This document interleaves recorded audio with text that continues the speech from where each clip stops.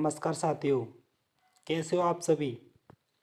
आशा करता हूँ साथियों ठीक ही होंगे। साथियों, आईटीआई सेकेंड ईयर के वेरी मोस्ट इम्पोर्टेंट क्वेश्चन लेकर आए हैं हम। 20 तारीख में पेपर में आपको देखने के लिए मिलेंगे। साथियों, 100 क्वेश्चनों में से आपको 60 क्वेश्चन देखने के लिए मिलेंगे। आईटीआई सेकेंड ईयर के क्वेश्चन, इलेक्ट्रीशियन थ्योरी के क्वेश्चन है, मोस्ट इम्पोर्टेंट क्वेश्चन। साथियों, हमने 1 से लेकर 25 तक क्वेश्चन अपनी पिछली वीडियो में बनाएंगे। अभी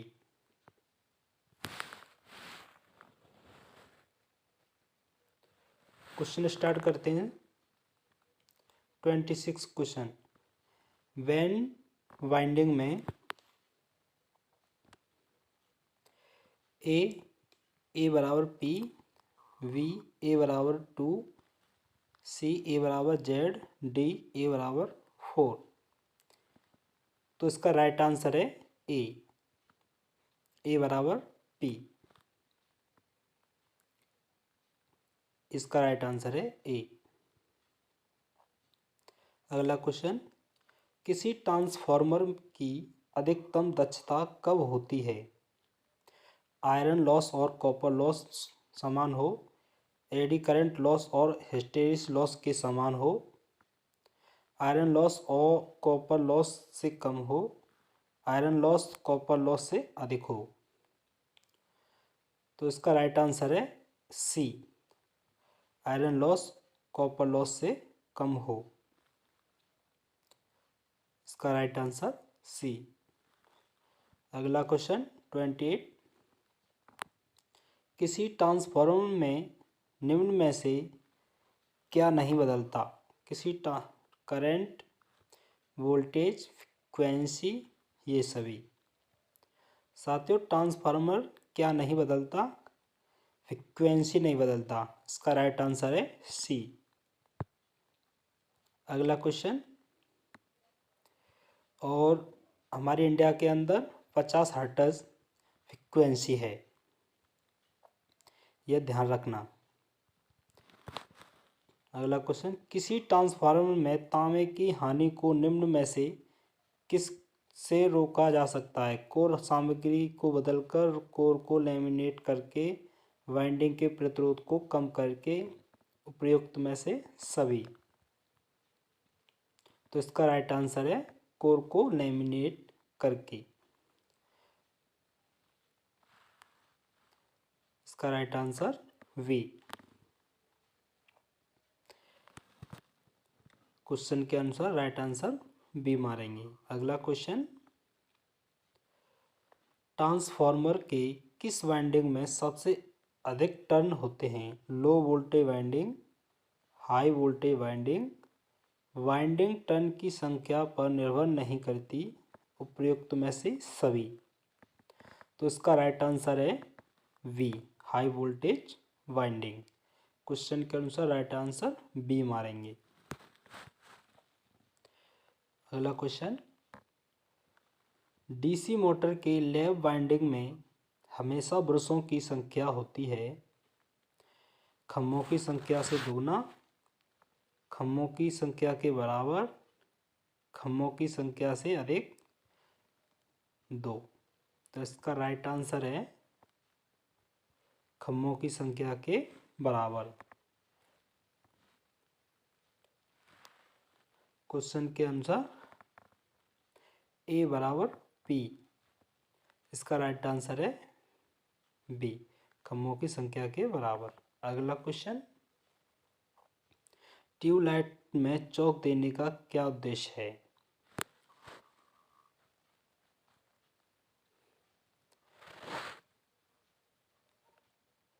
देने का क्या उद्देश्य है?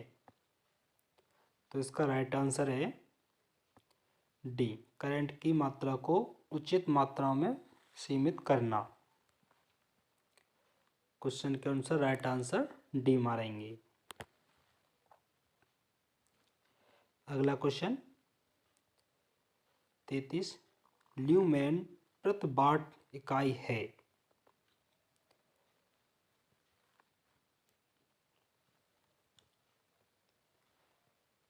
इसका राइट आंसर है दीप्त तीव्रता। लाइट फ्लक्स चमक दीप्त तीव्रता। इसका राइट आंसर बी। क्वेश्चन के अनुसार राइट आंसर बी मारेंगे। अगला क्वेश्चन 34, किसी इंडेक्सेंट लैब का पावर फैक्टर है। यूनिटी करीब 0.5 लैगिंग, करीब 0.5 लीडिंग, डी 0। तो साथियों इसका राइट आंसर है ए, यूनिटी। क्वेश्चन के अनुसार राइट आंसर बी मारेंगे। फ्लोरोसेंट लैंप में अधिक झिलमिलाहट कब देखी जाती है। कम वोल्टेज, उच्च वोल्टेज में, निम्न फ्रिक्वेंसी में, उच्च फ्रिक्वेंसी में। तो साथियों इसका राइट आंसर है कम वोल्टेज में। इसका राइट आंसर है ए। अगला क्वेश्चन 36, लाल रंग के तार में आमतौर पर जाने जाते हैं अर्थ, न्यूट्रल, फेज, इंसुलेटेड तार। लाल रंग का तार, तो इसका राइट आंसर है फेज। फेज में लाल रंग का तार होता है। क्वेश्चन के अनुसार राइट आंसर सी मारेंगे। बिजली के बल्ब का फिलामेंट किसका बना होता है। Carbon, nickel, aluminium, tungsten. तो इसका राइट आंसर है डी, टंगस्टन का बना होता है फिलामेंट। क्वेश्चन के अनुसार राइट आंसर डी मारेंगे। एयर सर्किट ब्रेकर में आर्क को लुप्त करने के लिए किस माध्यम का प्रयोग होता है। S56 ऑयल, हवा, पानी। तो इसका राइट आंसर है हवा। क्वेश्चन के अनुसार राइट आंसर सी मारेंगे। अगला क्वेश्चन 39, SF6 गैस है sulphur fluoride, sulphur difluoride, sulphur hexa difluoride, sulphur hexa fluoride. तो इसका राइट आंसर है डी, सल्फर हेक्सो। क्वेश्चन के अनुसार डी राइट आंसर मारेंगे। अगला क्वेश्चन EHT अनुप्रयोग के लिए निम्न में से कौन से सर्किट ब्रेकर को वरीयता दी जाती है। Air blast circuit breaker, minimum oil circuit breaker, black oil circuit breaker, SF6 oil circuit breaker. तो इसका राइट आंसर है D, SF6 oil circuit breaker. Question के अनुसार राइट आंसर डी मारेंगे। अगला क्वेश्चन, अगर सीलिंग फैन चालू करने पर धीमी चाल में उल्टी दिशा में घूमते तो क्या हो सकता है। वाइंडिंग जल गया, वायरिंग घिस गई है, कैपेसिटर निष्प्रभावी है, उपयुक्त में से कोई नहीं। तो इसका राइट आंसर सी, कैपेसिटर निष्प्रभावी है। क्वेश्चन के अनुसार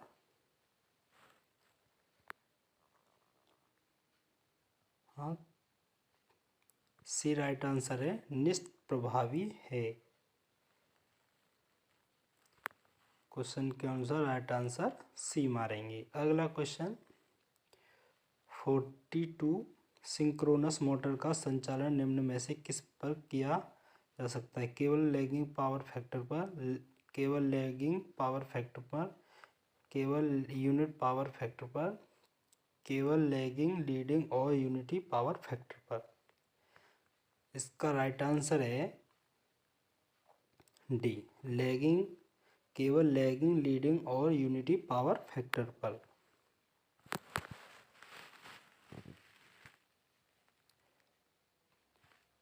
इसका राइट आंसर डी। अगला क्वेश्चन 43, ट्रांसफार्मर का प्राइमरी वाइंडिंग है, ट्रांसफार्मर का प्राइमरी वाइंडिंग है हमेशा लो वोल्टेज वाइंडिंग, हमेशा high voltage winding, low voltage या हाई वोल्टेज वाइंडिंग को प्रयुक्त में से कोई नहीं।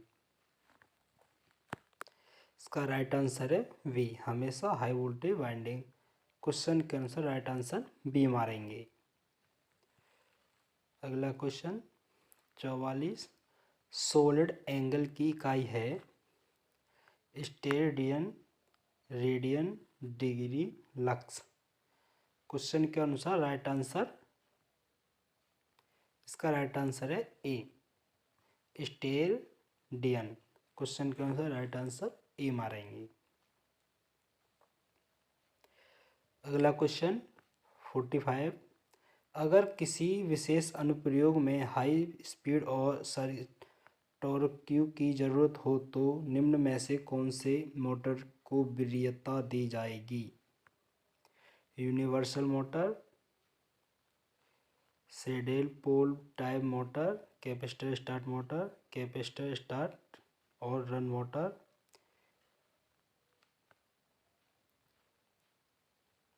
कैपेसिटर स्टार्ट और रन मोटर। इसका राइट आंसर, साथियों इसका राइट आंसर है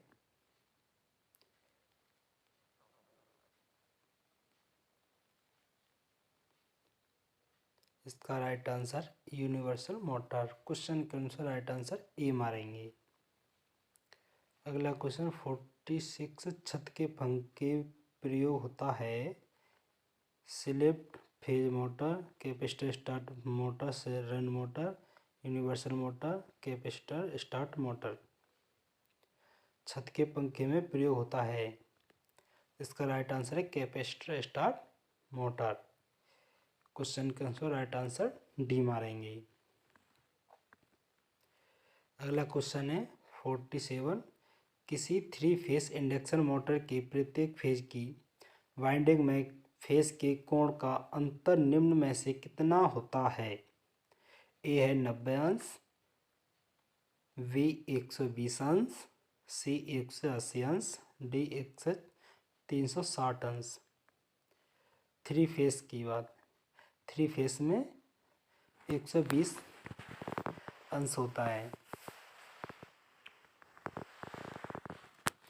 अगला क्वेश्चन 48, किसी 3 फेज इंडक्शन मोटर की समकालिक गति NS की गणना करने का सूत्र है NS बराबर 120/PF RPM में। क्वेश्चन के अनुसार राइट आंसर ए मा। अगला क्वेश्चन, किसी इंडक्शन मोटर का टॉर्क किसका सीधा समानुपाती होता है? रोटर गति, संघननीय स्लिप, रोटर की frequency, rotor flux, rotor current और रोटर की पावर फैक्टर। तो इसका राइट आंसर है क्वेश्चन के अनुसार राइट आंसर बी मारेंगे। अगला क्वेश्चन 50, निम्न में से किस प्रकार की सिंगल फेज की मोटर AC और DC की? सब्सक्राइब करना और कमेंट में ज़रूर लिखना। अगर साथियों, अगर हमारे चैनल पर आप नए हो प्लीज़ इसे सब्सक्राइब ज़रूर कर लीजिए ताकि अगली वीडियो का नोटिफिकेशन सबसे पहले आप सबको मिल सके। साथियों मिलते हैं अगली वीडियो में। अगली वीडियो के लिए ऑल द बेस्ट।